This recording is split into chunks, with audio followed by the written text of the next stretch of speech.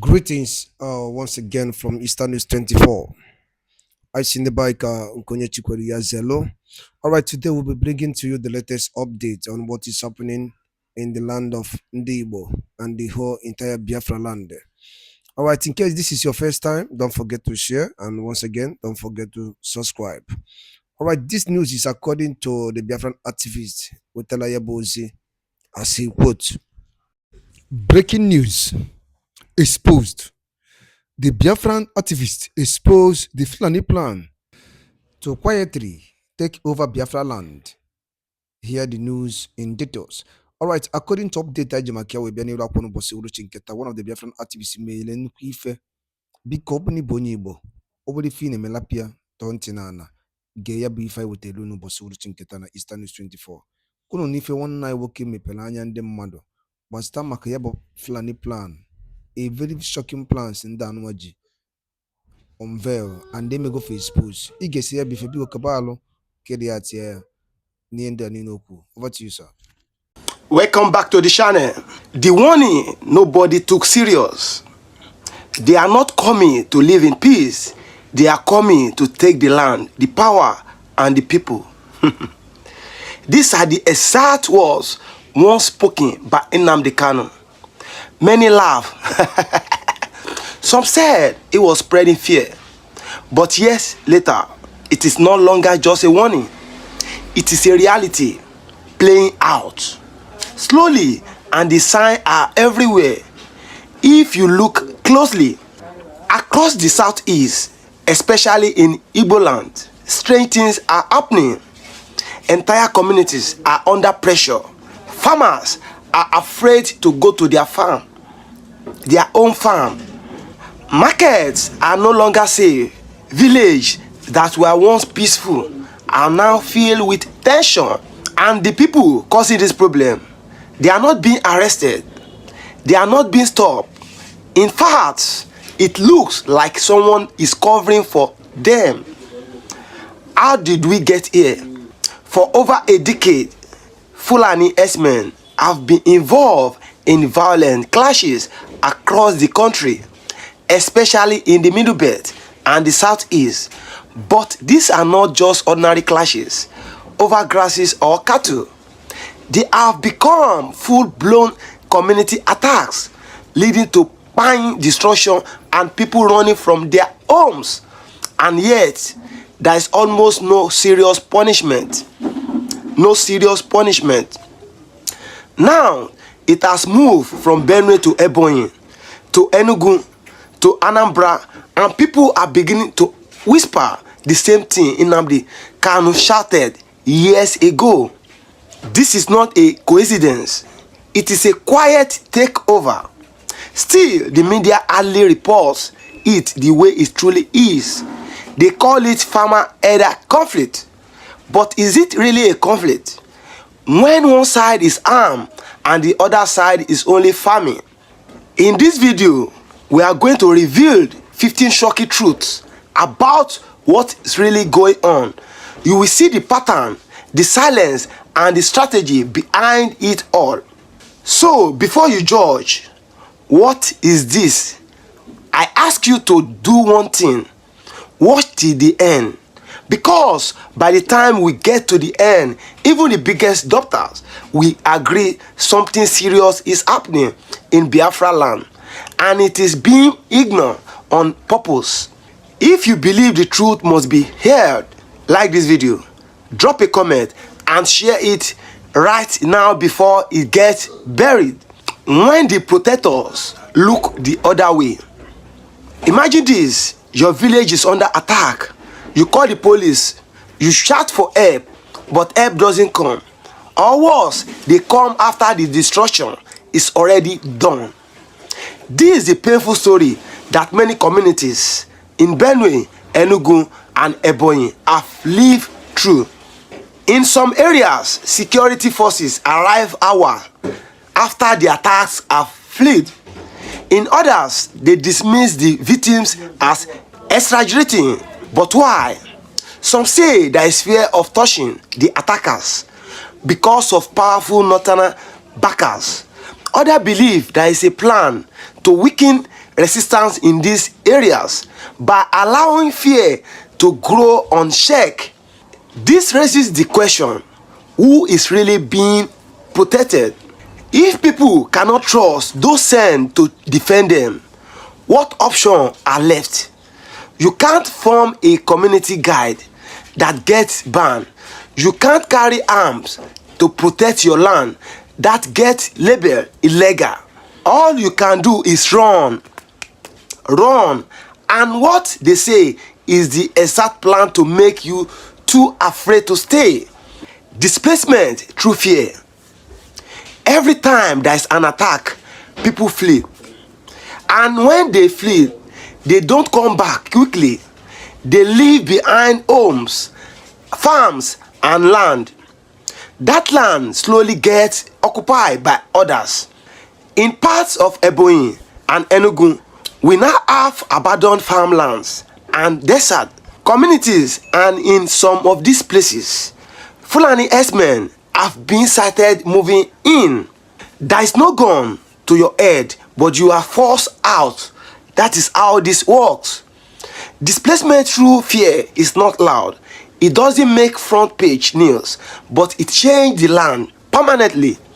One day you wake up and your ancestral land is no longer yours. It is under someone else's control, and you are too afraid to speak. This isn't a war with guns. This is a war of silence and strategy. Who speaks for the Southeast? Now, let's talk about the leadership.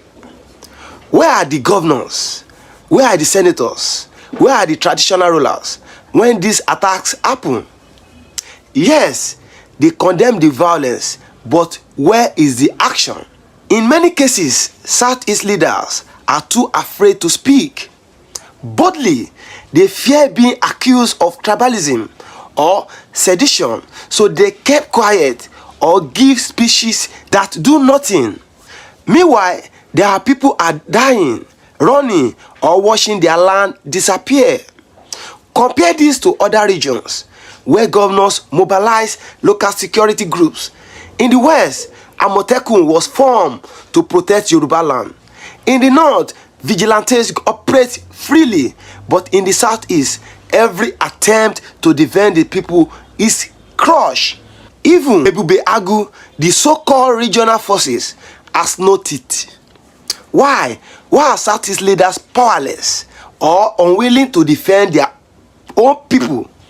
If you believe Southeast governors must rise up now, hit the like button and let the world hear your voice. Nnamdi Kanu's message was clear long before the attacks became frequent.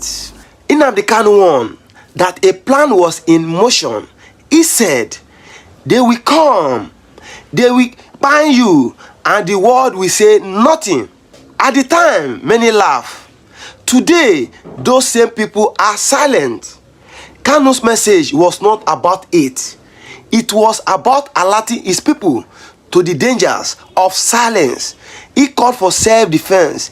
He asked the people to organize, not to attack, but to be ready to protect their homes. But what happened? He was labeled a terrorist. His group was banned, and now he sits in detention while the exact things he warned about are unfolding.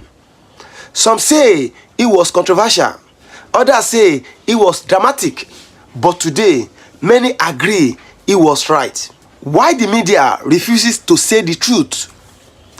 Every time these attacks happen, the news say the same things: clashes between herdsmen and farmers. But let's pause. Are these really clashes, or are they attacks on unarmed people? The language is designed to confuse you. If they call it clash, then nobody is the victim. But we know the truth. The people being banned are not going to battle. They are farming. They are sleeping in their homes. The media play a dangerous role. Instead of telling the truth, they water it down. Why? Because in Nigeria, they are scared. cows. They are groups that must not be criticized too loudly. And so, even when people pine in dozens, the news stay careful. This silence helps the attackers, and those who dare to speak like Kanu are punished, while the real aggressors move freely. Fulani settlements are expanding quietly. In many southeast states, reports have surfaced of new Fulani settlements appearing overnight. These are not old communities, these are newly formed clusters near forests, rivers, and roads. No one knows who approved them, no one knows who supplied them, but they grow steadily. In some areas, locals have raised alarm only to be told that everyone has the right to live anywhere. And yes, under law, Nigeria are free to move. But when that freedom comes with violence, fear, and domination, it becomes something else. It becomes a tool for takeover. Today, it is a tent. Tomorrow, it is a colony. And then one day, the original owners can't even access their own land. Attacks come in waves, then calm. Another pattern is clear. These attackers don't happen every day. They come in waves. A village is attacked. People are pine. The nation reacts with anger, then silence returns. The tension drops. And just when people begin to forget, another attack happens. Why this pattern? Because the goal is not to destroy all at once. The goal is to create constant fear, enough to keep people on edge, but not enough to cause full national outrage. This is physiological warfare. It works slowly. It doesn't seek headlines. It seeks surrender, religious silence, or strategic politics. The Southeast is mostly Christian. The attackers are mostly from a different religion, but very few religious leaders are speaking clearly about what is happening. Why? Some fear being accused of causing division. Others fear their churches will be targeted. But if the pulpit becomes silent while the people bleed, then what is the role of the church? This silence is part of the problem. The people are crying, and yet those in spiritual and moral positions remain quiet. In truth, it is not silence, it is complicity. Comment below, should religious leaders be speaking more about what is happening in the Southeast? Why Benue matters to Biafra land? Let's take a look at what is happening in Benue State. Even though it's not part of Biafra land, Benue has faces one of the worst herdsmen attacks in Nigeria history. Entire villages have been wiped out. Over 2 million people have been forced to live in IDP camps. And what do these people have in common with those in the Southeast? They are farmers. They resisted land grabbing, and now they are paying the price. This matters to Biafra land because Benue is the warning. What happening in Benue can happen in Abia, in Anambra, in Imo, in Ebonyi. The strategy is the same. Enter, settle, strike, and dominate. The media call it clashes, but the people in Benue know the truth. This is displacement through violence. Biafra land must not wait until the same numbers hit us before we speak.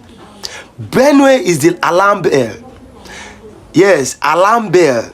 And we must listen before it's too late. Why community vigilantes are being crushed? In many villages across the Southeast, youths try to defend themselves. They form vigilante groups, not to attack anyone, but to wash their own forests, protect their farms, and protect their mothers and fathers. But what happened? Some of them were labeled militants, others were hunted down, and some were arrested. At the same time, Fulani groups move freely with cattle, weapons. They are not stopped, they are not arrested. No one calls them terrorists. This is the double standard. They say no one should carry arms, but the truth is only one side is punished for doing so.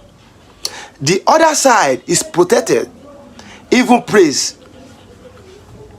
The government say they want peace, but how can peace exist where only one side has the right to defend itself? This is not peace. This is a quiet surrender force on the people. Land is power, and it is slipping away. Let's not forget what this really about. Land is more than sand. It is history, it is family, it is survival, it is identity. When people are removed from their land, their future is removed too. Once a village is attacked and the people flee, the land is left open. The attackers don't need to fight again, they just wait. After some time, they begin to settle. And when that settlement grows, it becomes permanent. Years later, they say this is our home now, and it is too late to change anything. If this keep happening across the southeast, then Biafra land will no longer belong to Biafrans, not because of war, but because of silence. If you believe every community must protect their land before it is too late, share this video now. Let others know what is really happening. Who is benefits from the silence? Every time you hear silence from leaders, silence from the press, silence from the police, ask yourself, who gain from this? The people losing their land? No. The farmers who are buying? No. But there is someone somewhere who is watching this unfold and smiling. They gain land, they gain control, they gain access to roads, forests, rivers, and even politics. Silence is not just a mistake, it is a tool. When powerful people stay silent while their people suffer, then they are no longer leaders, they are actors in the games. And the truth is, not everyone is asleep. Some people know what is happening, but they are choosing their side, and it is not the side of the people. The time to speak is now. If you have watched this far, then you are already know the truth. You have seen the sign, you have heard the facts, you have felt the pain. This is not just a theory, it is not a tribal complaint. This is a real situation affecting real people, happening right now in real communities. The question is, what will you do with this truth? We are not calling for hate, we are not calling for war, but we are calling for awareness, for bold voices, and for community unity. Nnamdi Kanu tries to raise this alarm. He was punished. But now the people must carry the message, not with violence, but with truth. With videos like this and with unshakable unity. The next village could be yours. The next farmland could be your father's. The next silence could cost us everything. Very important. Like this video. Comment below. Where are you watching from? Share this with at least 5 people in your community. Subscribe if you want more truth the media won't say. Join the movement of awareness before it is too late. ndị be anyị ngwadalụ niile nụ dịka unu si wee na-esoro anyị n'iru akwụkwọ n'ihe nke anyị na-eme na Eastern News 24. Ka efi were ikwu gbasịta maka ya bụ ife ndị a niile nụ n'iru akwụkwọ n'ụbọchị uhuruchi nke taa. Ka efi wee ikwu gbasịta maka ya bụ ife drọpụrụ ife iche n'ụdị nke gị ngwa nke mesịa na ụmụnne m.